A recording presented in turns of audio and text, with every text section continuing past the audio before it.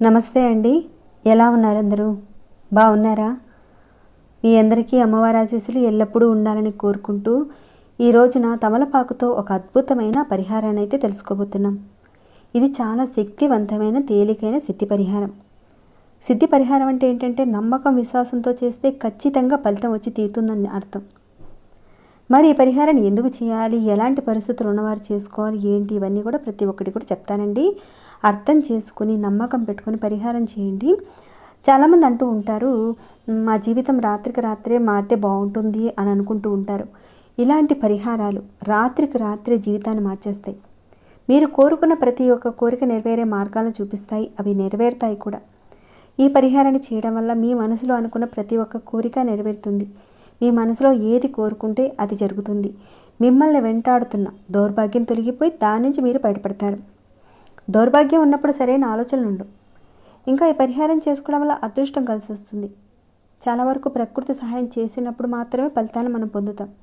ప్రకృతి మనకు సహాయం చేయకపోతే మానసికంగా ఆవేదనకు గురవుతాం. ఇక ఈ పరిహారానికి కావలసిన పదార్థాలు ఏంటో ఒకసారి చూసేద్దాం. ఒక తమలపాకు తీసుకోండి. కేవలం ఒకే ఒక తమలపాకు తీసుకుంటే సరిపోతుంది. అలానే కాస్త కుంకాన్ని తీసుకోండి.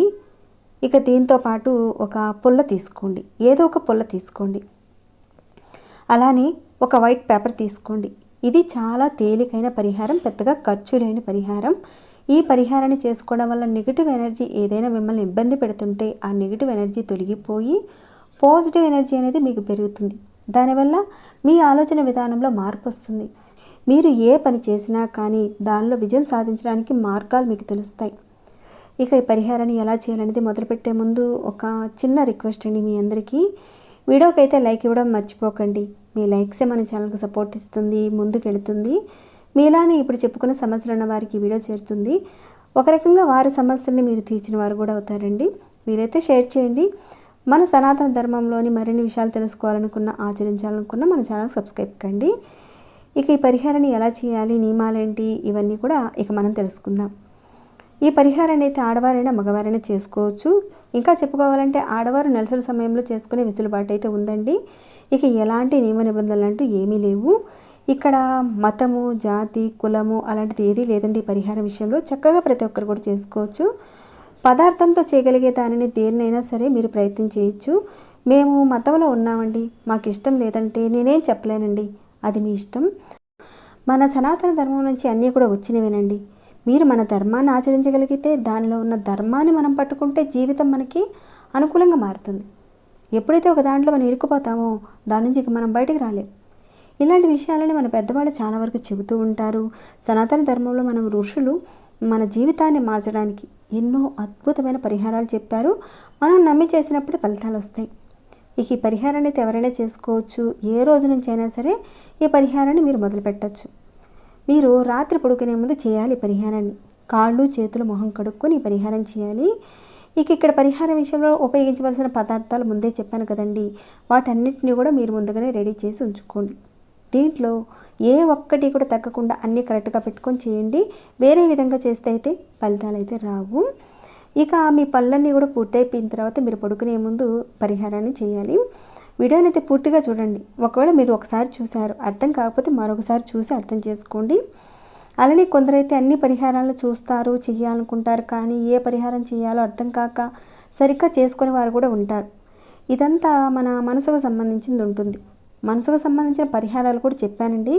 ఎందుకంటే చేద్దామనుకుంటారు, సరిగ్గా చేయలేని పరిస్థితిగా ఉంటుంది. కాబట్టి మీరు ఒకసారి ఆ పరిహారాల నుంచి ఒక దాన్ని ఎంచుకొని చేస్తూనే ఇలాంటి పరిహారాలు మీరు చేయడం వల్ల మీకు ఒక నమ్మకం ఏర్పడుతుంది. మనసు కూడా స్ట్రాంగ్గా ఉండి పరిహారాన్ని చేయగలుగుతారు. ఈ పరిహారం అయితే చాలా తేలిగ్గా ఉంటుందండి. ముందైతే ఒక తమలపాకు తెచ్చుకోండి. ముందు రోజైనా సరే లేదంటే అదే రోజైనా సరే మీరు తెచ్చుకోవచ్చు. ఈ పరిహారానికి మీ ఇంట్లోనే తమలపాకు చెట్టుకున్న ఆకునైనా వాడుకోవచ్చండి, ఎలా అయినా సరే. ముందు మీరు ఏం చేస్తారంటే కాస్త కుంకంలో కాస్త నీరు పోసి ఈ విధంగా పేస్ట్ లాగా తయారు చేసి ఉంచుకోండి. ఇక కుంకుమలో నీళ్ళు వేసి కలిపిన ఈ పేస్ట్ ఉంది కదండి, ఈ తమలపాకు మీద ఏదైతే మీ యొక్క కోరిక ఉందో ఆ కోరికను ఈ తమలపాకు మీద రాయాలి. దానికని మీరు ఒక పుల్ల తీసుకోండి. అది టూత్ పిక్ కానీ ఏదైనా మామూలుగా ఒక చిన్న పుల్లను తీసుకోండి.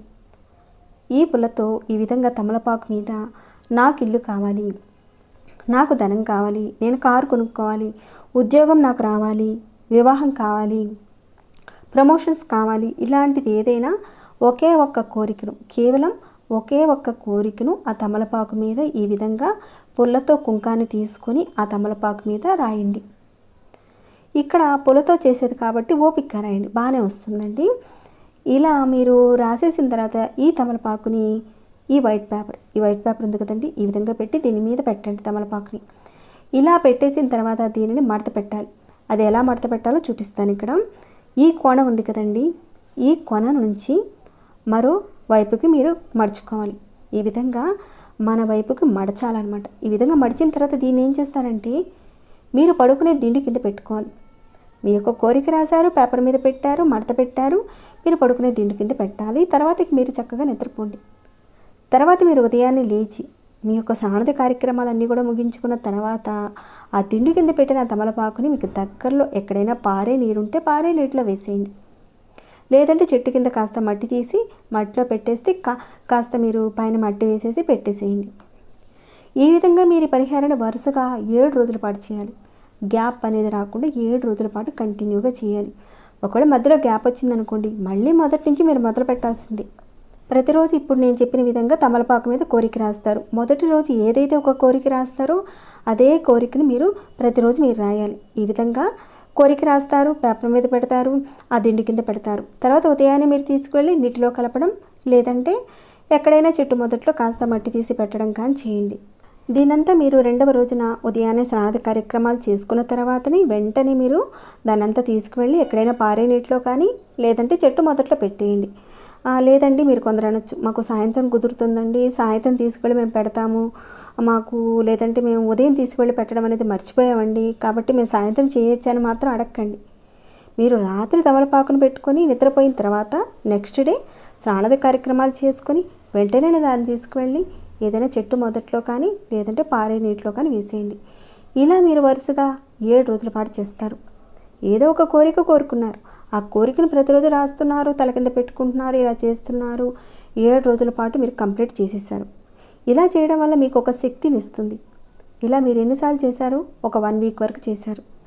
తర్వాత మళ్ళీ కొన్ని రోజుల పాటు గ్యాప్ ఇవ్వండి. తర్వాత మళ్ళీ ఒక 1 వీక్ చేయండి. మీ కోరిక తీరేంత వరకు చేయండి. ఇది ఒక తేలికైన పరిహారం అండి. ఇది చాలా శక్తివంతమైన పరిహారం.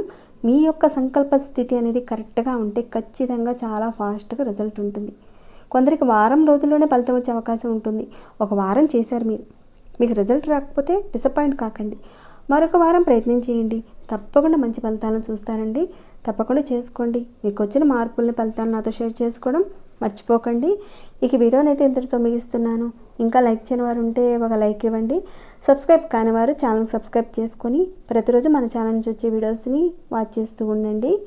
మరొక భక్తి వీడియోలో మళ్ళీ మిమ్మల్ని కలుసుకుంటాను. అంతవరకు సెలవు.